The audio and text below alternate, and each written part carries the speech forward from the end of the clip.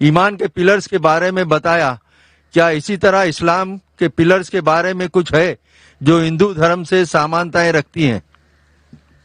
بھائی تشار کا سوال تھا کہ میں نے تقریر میں اسلام میں جو ایمان کے ارکان ہیں اور ہندو دھرم میں ان دونوں کے بیچ جو یکسانیت ہے اس کا ذکر کیا. کیا ہندو دھرم اور اسلام کے ارکان میں یکسانیت ہے کوئی؟ جیسے میں نے تقریر میں فرمایا تھا کہ ساری یکسانیت کا ذکر کرنے کا وقت نہیں تھا، لیکن جب ہم تحقیق کرتے ہیں اسلام میں جو پلرز ہے، اسلام میں جو ارکان ہیں اور ہندو دھرم میں یکسانیت کافی ہے. اللہ کے رسول محمد صلی اللہ علیہ وسلم فرماتے ہیں صحیح بخاری میں جلد نمبر 1 کتاب الایمان چیپٹر نمبر 1 حدیث نمبر 8 میں اسلام 5 ارکان پہ مبنی ہے. اسلام کے 5 ارکان ہے. نمبر 1 لا الہ الا اللہ محمد رسول اللہ، توحید کے بارے میں. نمبر 2 صلاح. نمبر 3 زکوٰۃ. نمبر 4 صوم. اور نمبر 5 حج. پہلے رکن کا ذکر تو تقریر میں کر چکا ہوں میں، لا الہ الا اللہ محمد رسول اللہ، کہ خدا ایک ہے، ہمیں بت پرستی نہیں کرنا چاہیے اور صرف خدا کی عبادت کرنا چاہیے، اور آخری پیغمبر ہے محمد صلی اللہ علیہ وسلم. دوسرا رکن اسلام کا ہے اقیم الصلاح، ٹو اسٹیبلش صلاح. صلاح کی تفصیل کرنے کا وقت نہیں ہے، لیکن صلاح کا اہم جو بھاگ ہے وہ ہے سجدہ، اور سجدہ کا ذکر قرآن مجید میں 92 ٹائمز آتا ہے. اور اللہ تعالیٰ فرماتے ہیں سورہ ال عمران میں سورہ نمبر 3 آیت نمبر 43 میں یا مریم اقنتی لربک واسجدی وارکعی مع الراکعین، اے میری آپ سجدہ کرو اور رکوع کرو ان لوگوں کے ساتھ جو رکوع کرتے ہیں. اللہ تعالیٰ فرماتے سورہ حج میں سورہ نمبر 22 آیت نمبر 77 میں یا الذین آمنوا، اے ایمان والو رکوع کرو اور سجدہ کرو اور اللہ کی عبادت کرو تاکہ آپ سفلتا پائے. سجدہ کا کئی جگہ ذکر ہے. جب ہم ہندو دھرم کی کتاب پڑھتے ہیں، ہندو دھرم کی کتاب میں ذکر آتا ہے شاشٹانگ کا. شاشٹانگ، شاشٹانگ کے معنی کیا ہے؟ سا، اش اور انگ. س کے ساتھ آشٹ آیا ہے، آشٹ کی معنی ہے 8 اور انگ کی معنی ہے جسم کا حصہ. تو شاشٹانگ کے معنی ہے 8 جسم کے حصے. اس کا مطلب ہے جب اللہ کی عبادت کرتے ہیں، خدا کی عبادت کرتے ہیں تو 8 جسم کے حصے لگنا چاہیے. افسوس کی بات ہے جب ہم ہندو کو دیکھتے شاشٹانگ کرتے ہوئے وہ پورا زمین پہ لیٹ جاتا ہے، سارا بدن زمین پہ لگتا ہے، لیکن صحیح لفظ کے معنی ہے 8 حصے بدن کے لگنا چاہیے. جب ہم سجدہ کرتے ہیں تو ہمارے 8 بدن کے حصے لگتے ہیں زمین کو، ماتھا، ناک، 2 ہاتھ، 2 گھٹنے اور 2 پیر، 8 حصے. ہم جب سجدہ کرتے ہیں اسی طریقے سے عبادت کا طریقہ دیا گیا ہے ہندو دھرم کی کتابوں میں. تیسرا رکن زکوٰۃ، کہ ہر مسلمان جو 85 گرام 85 گرام سونا سے زیادہ اس کے پاس بچت ہے اسے ہر قمری سال 2.5% خیرات میں دینا چاہیے. اور زکوٰۃ کی معنی ہے ٹو گرو، ٹو پیوریفائی، بڑھاوا، پاک کرنا. اگر ہر امیر انسان دنیا میں زکوٰۃ دے تو غریبی ہٹ جائیں گی، کوئی بھی انسان بھوک کے مارے نہیں مرے گا. اور قرآن میں آتا ہے سورہ الحشر میں سورہ نمبر 59 آیت نمبر 7 میں کہ زکوٰۃ اس لیے ہے تاکہ ویلتھ، جائیداد، مال صرف امیروں کے بیچ نہ گھومے. The wealth does not circulate only amongst the rich. اور جب ہم پڑھتے ہیں رگ وید میں किताब नंबर 10 पाठ नंबर 117 मंत्रा नंबर 5 में लिखा है कि आप दान दो, क्योंकि पैसा ऐसी चीज है जो आज एक इंसान के पास है, कल दूसरे इंसान के पास है। जिस तरीके से गाड़ी का पहिया घूमता है उस तरीके से माल घूमता है। खैरात के बारे में भगवत गीता में भी जिक्र है, पाठ नंबर 16 श्लोक नंबर 3 में, और भगवत गीता पाठ नंबर 17 श्लोक नंबर 20 में है कि खैरात करो। चौथा अरकान सोम। हर बालिग मुसलमान को जिसकी सेहत अच्छी है उसे रोजा रखना चाहिए, खाना और पीना से परहेज करना चाहिए फजर से लेके मगरिब तक और पूरे रमजान के महीने तक। और कुरान में जिक्र आता है सूरह बकरा में सूरा नंबर 2 आयत नंबर 183 में 183 में, Fasting has been prescribed to you as it was prescribed to those who came before you, so that you may learn self-restraint. रोजा आप पर फर्ज करार दिया है जिस तरीके से पहले लोगों पर फर्ज करार दिया गया था, ताकि आप लोग परहेजगार बनो। रोजा इसीलिए करार दिया गया है फर्ज ताकि लोग परहेजगार बने। आज के साइकोलॉजिस्ट कहते हैं कि if you can control your hunger you can control almost all your desire. अगर आप भूख पे काबू पा सकते हैं तो आप अपने सारे ख्वाहिशों पर काबू पा सकते हैं। रोजे रखने के कई फायदे हैं। अगर आप सही तरीके से रोजा रखें, जिस तरीके से इस्लाम में जिक्र आता है, पूरे महीने तक, एक कमरी महीने तक, तो साइंस आज कहती है आपका इंटेस्टिनल एब्जॉर्प्शन बढ़ता है, आपका कोलेस्ट्रॉल लेवल कम होता है, और रोजे में, रमजान के महीने में, कई गलत आदतें आपके दूर हो जाती है। अगर आप सिगरेट पीना छोड़ सकते हैं फजर से लेके मगरिब तक, फिर इंशाअल्लाह पैदाइश से मौत तक के आप सिगरेट पीने की जरूरत नहीं आपको। अगर आप शराब से परहेज कर सकते हैं फजर से लेके मगरिब तक, तो शराब को आपको छूने की जरूरत ही नहीं पैदाइश से मौत तक के। रोजे का जिक्र हिंदू धर्म की किताबों में भी है, लेकिन हिंदू धर्म में कई किस्म के रोजे हैं।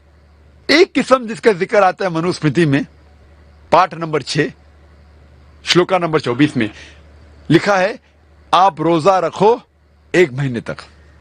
बाकी कई किस्म के रोजे मौजूद है हिंदू धर्म की किताबों में। जब आप पढ़ते मनुस्मृति, उसमें जिक्र आता है रोजे का, पाठ नंबर 4 और श्लोक नंबर 222 में, और पाठ नंबर 11 श्लोक नंबर 204 में भी। पांचवा रुकन इस्लाम का, पांचवा रुकन है हज। हर बालिग मुसलमान को जो हैसियत रखता है माली और सेहती, उसे कम से कम जिंदगी में एक बार हज करना चाहिए, जिसके मानी उसे मक्का जाना चाहिए हज के महीने में। और हज एक सबसे अच्छा एग्जाम्पल है आलमी भाईचारे का, best example of international brotherhood, universal brotherhood.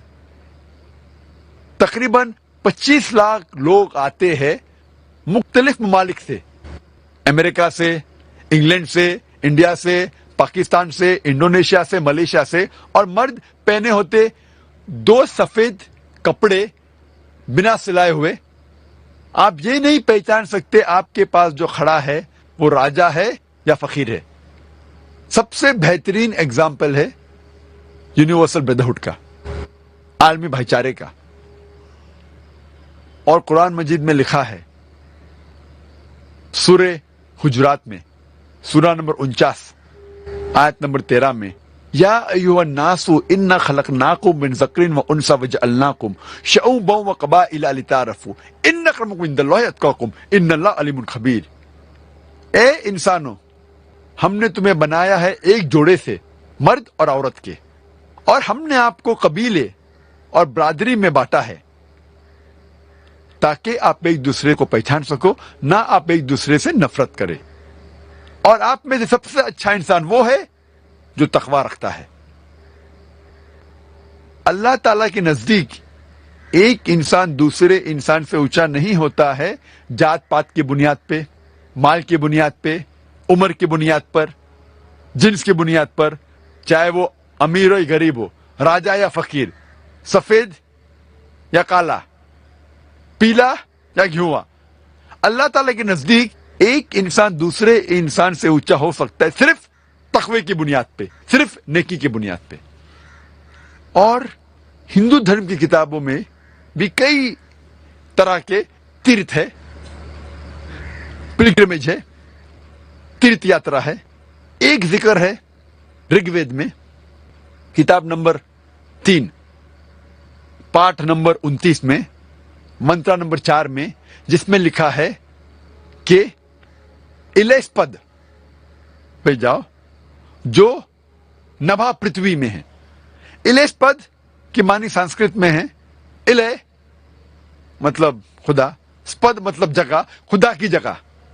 اور جب ڈکشنری میں دیکھیں گے لکھا ہے الیس پد مطلب ایک تیرتھ یاترا کی جگہ، خدا کی جگہ. اور لکھا ہے یہ جگہ، یہ الیس پد ہے نبھا پرتھوی میں. نبھا پرتھوی کی معنی سینٹر آف دی ارتھ، زمین کے بیچ، اس پرتھوی کے بیچ.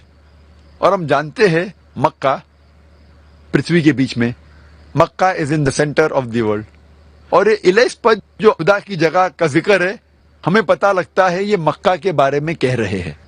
اور جب آگے پڑھتے ہیں رگ وید کتاب نمبر 3 میں، پاٹ نمبر 29، منترا نمبر 11 میں، ہمیں یقین ہوتا ہے کہ یہ مکہ ہے. کیوں؟ اس میں ذکر آتا ہے نرشنسا کا، جو میں تقریر میں کہا نرشنسا، وہ آدمی جو پرشنسا کے لائق ہے، تعریف کے لائق ہے، جس کے معنی محمد صلی اللہ علیہ وسلم. تو جب الیس پد آیا، نبھا پرتھوی آئے، محمد صلی اللہ علیہ وسلم آئے، تو کوئی شک نہیں باقی رہتا ہے کہ یہ جگہ جس کا ذکر ہے وید میں وہ ہے مکہ کے بارے میں. یہ مختصراً ساتھ تھا اسلام کے ارکان اور ہندو دھرم کے بیچ میں یکسانیت.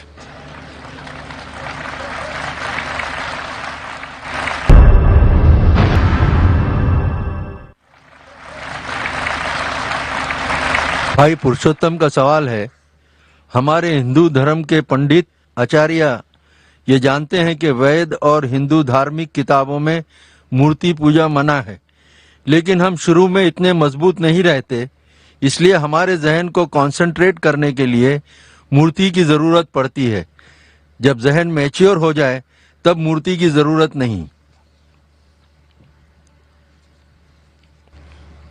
بھائی نے سوال پوچھا تھا کہ ہم جانتے ہیں ہندو دھارمک کتابوں میں لکھا ہے کہ مورتی پوجا حرام ہے، منع ہے، لیکن کیونکہ کانسنٹریشن کے لیے پہلے ہم مورتی کا سہارا لیتے ہیں، بعد میں جب ہم میچور ہو جاتے تو ضرورت نہیں. اگر مان لو جو آپ کہہ رہے صحیح ہے کہ پہلے انیشیل سٹیج میں آپ کو ضرورت ہے مورتی کی عبادت کرنے کے لیے، بعد میں جب میچور ہو جائیں گے تو ضرورت نہیں. تو میں یہ کہنا چاہتا ہوں کہ ہم مسلمان آلریڈی میچور ہو چکے ہیں، ہم کو مورتی کی ضرورت نہیں عبادت کرنے کے لیے. اور ایک سمے ایک پنڈت مجھ سے بحث کر رہے تھے اور کہہ رہے تھے یہی چیز کہ میں جانتا ہوں کہ مورتی پوجا حرام ہے، غلط ہے، لیکن کانسنٹریٹ کرنے کے لیے ضرورت پڑتی. مثال دی ان نے کہ جب ایک چھوٹا بچہ پوچھتا ہے یہ تھنڈر کیوں ہے، بادل کیوں گڑگڑاتے ہیں، یہ جب تھنڈر سنتے نا یا آسمان سے آواز جو آتی ہے گڑگڑاہٹ کی، کیا ہے یہ؟ تو پنڈت کہنے لگا ہم کہتے ہیں بچے سے، کیونکہ وہ نہیں سمجھ پاتا ہے، کہ آئیں ماں چکی پیستی ہے. آسمان میں آئیں ماں نانی چکی پیس رہی ہے، کیونکہ بچہ ہے، کیا سمجھیں گا. تو میں نے اس سے کہا کہ آپ تو یہ جواب دے سکتے ہیں، لیکن میں یہ جواب نہیں دے سکتا ہوں، کیونکہ میں اگر میرے بیٹے سے کہوں گا کہ یہ ٹھنڈر جو ہے ٹھنڈر ہے اسی لیے کیونکہ آئی ماں چکی پیستی ہے، اور جب وہ اسکول میں جائیں گا اور چند سال بعد یہ سیکھیں گا کہ thundering is due to sudden expansion of the rapidly heated air, اس کی وجہ سے یہ تھنڈر ہے، تو وہ سوچنے لگے گا کہ ٹیچر غلط بول رہی ہے. جب اسے پتا لگے گا ٹیچر صحیح بول رہی ہے، پھر بولے گا میرا پتا جھوٹ بول رہے تھے. اسلام میں جھوٹ بولنے کی ضرورت ہی نہیں, حق پوچھنے کے لیے جھوٹ کی ضرورت نہیں. ہمیں صاف صاف کہنا چاہیے, ہمیں کہنا چاہیے اچھے انداز میں کیوں ٹھنڈر ہوتا ہے. جب غلط جواب دیں گے تو کل پکڑے جائیں گے اور پھر صحیح نہیں ہوگا. ہمیں اچھے انداز میں سمجھانا چاہیے ہمارے بیٹے کو. اگر ہمیں نہیں پتا کیوں ہے تو بولیے ہمیں نہیں پتا. لیکن آج کے بچے پوچھیں گے ابا آپ کو کیوں نہیں پتا, وہ ہمیں مجبور کرتے ہیں تحقیق کرنے پہ. تو اسلام میں سفید جھوٹ بھی جائز نہیں ہے.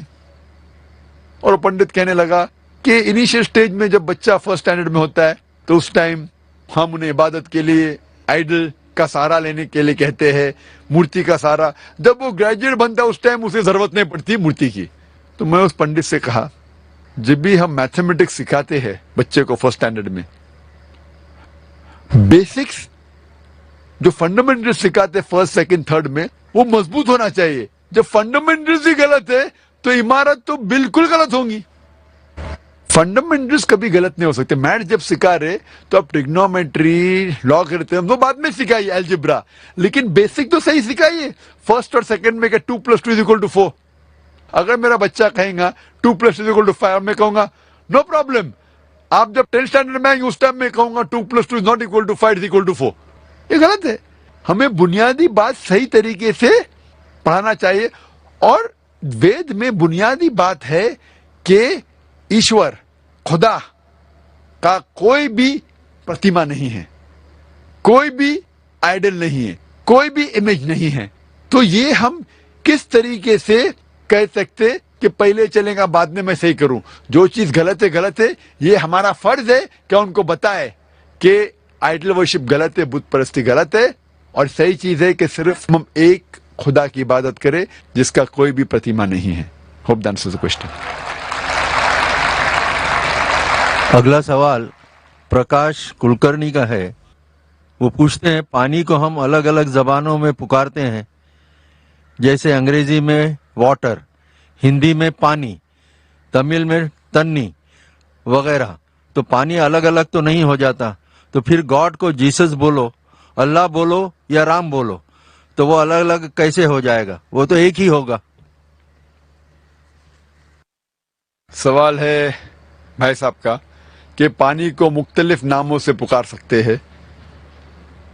پانی کہو ہندی میں, یا واٹر کہو انگلش میں, یا تنی تامل میں, وہ سیم ہے, کچھ فرق پڑتا نہیں. اسی طریقے سے بھگوان کو آپ خدا کو گاڈ کہو یا جیزس کہو یا اللہ کہو یا رام کہو, ایک ہی ہے. اس سوال